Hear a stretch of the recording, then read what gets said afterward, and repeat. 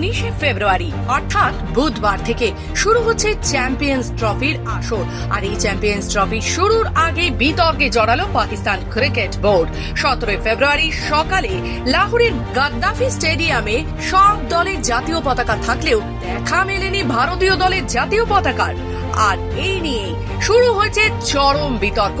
মূলত নিয়ম বলছে আইসিসি প্রতিযোগিতার যে দেশ দায়িত্ব পায়, অর্থাৎ আয়োজক দেশ, তাদের স্টেডিয়ামের ওপরে অংশগ্রহণকারী সব দলের জাতীয় পতাকা লাগিয়ে রাখে এবং সেটা একেবারে বাধ্যতামূলক। তবে 2025-এ চ্যাম্পিয়ন্স ট্রফি আয়োজক দেশ পাকিস্তানে 17 ফেব্রুয়ারি লাহোরের গাদ্দাফি স্টেডিয়ামে সব দলের পতাকা থাকলেও দেখা মেলেনি ভারতীয় দলের জাতীয় পতাকার। আর এই ছবি ভাইরাল হতেই সমালোচনার ঝড় ছড়িয়ে পড়ে গোটা ক্রিকেট বিশ্বে। শুধু তাই নয়, এই ছবি ছড়িয়ে পড়ার পর নিন্দার মুখে পড়তে হলো পাকিস্তান ক্রিকেট বোর্ডকে।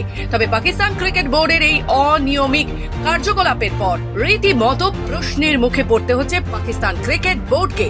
তবে শেষমেশ পতাকা বিতর্কে মুখ খুললেন পাকিস্তান ক্রিকেট বোর্ড।